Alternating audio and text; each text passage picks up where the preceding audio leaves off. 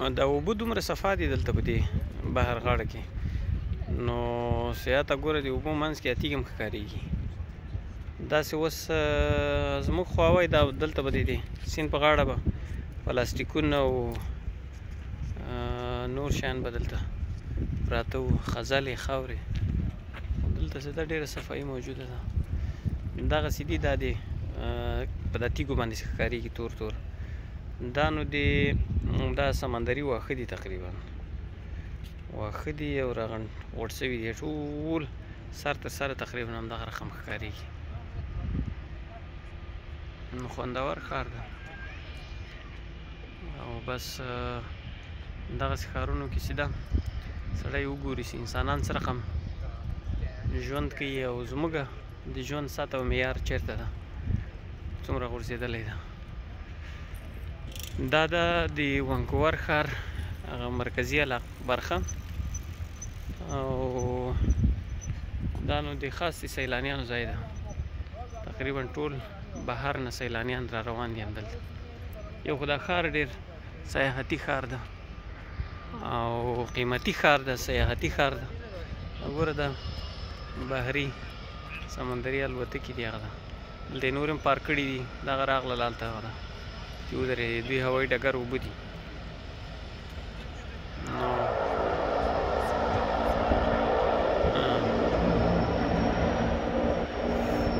ورته پارک یې کړله.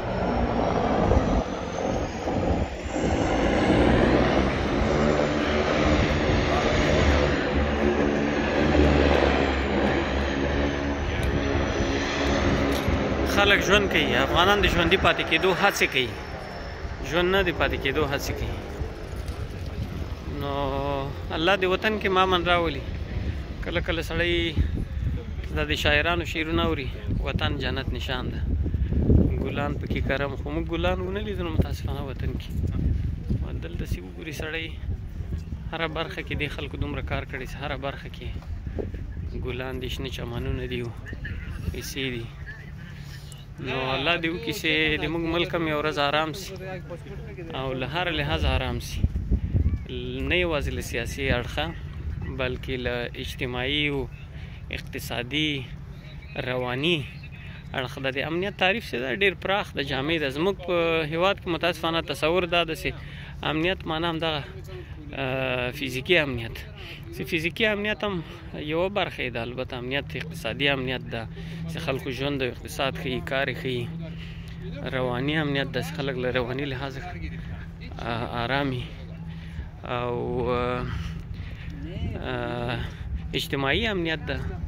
مثلا دا اوس د نجونو د مکتبو د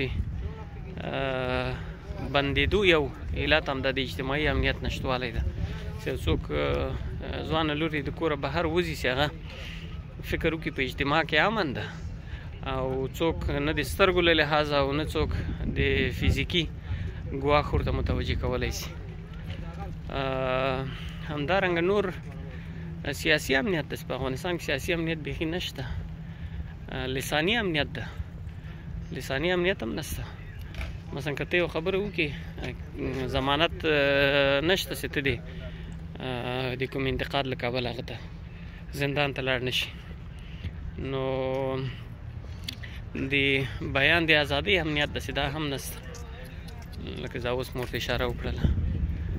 نو امنیت که خدای په افغانستان کې راوست او دغه ټول برخې پکې مشتملې وي، نو کیدای شي یو ورځ وطن دغه رقم جوړ شي، وطن ته به خلک را رواني. موږ اوس څو سیلانیان سي په کال کې 2000 سوي دي، په 2023 کې که 3000 دې ته هم خوشحاله یو. دلته 2-3 زره سیلانیان یوازې په دغه علاقه کې دلته د دوی ګرځي. دا د یو ښار یوه وړوکې برخه. موږ ټول افغانستان ته خوشحاله یو چې 2000 بهرني سیلانیان راغلي دي. نو دا 2000 به 200 زره سوي وای، دا به 2 میلیونه سوي وای، دا به 20 میلیونه سوي وای، که دغه نورو برخو باندې هم پام سوی وای. خو له بده مرغه موږ ځینو شیانو ته ډېر وروسته متوجه کیږو. دا اوس څه موږ ناسم بولو، کیدای شي 20 کاله وروسته همدغه کسان چې ناسم بولي بیا یې سم وبولي. مثلا له نن نه تقریبا 22-23 کاله مخکې تلویزیون ناسم په بله معنا اجازه یې نه وه، زه به ورته د حرام کلمه نه استعمالوم، خو اوس هغه د سم ده، د عکس اخیستل ناسم و، اوس په یو ډول باندې سم دي، نو د هر یو په جیب کې پراته دي. همدغسې هر څه در حسابوه، ډېر داسې شیان دي چې کیدای شي اوس ناسم وي د ځینو دپاره، نو وروسته هغه همدغسې ورته سم وي، خو بیا به وخت تېري د یو ملت 20 کاله ضایع کول دا ډېر لوی خطر لري. که موږ غواړو افغانستان جوړ وي، افغانستان امن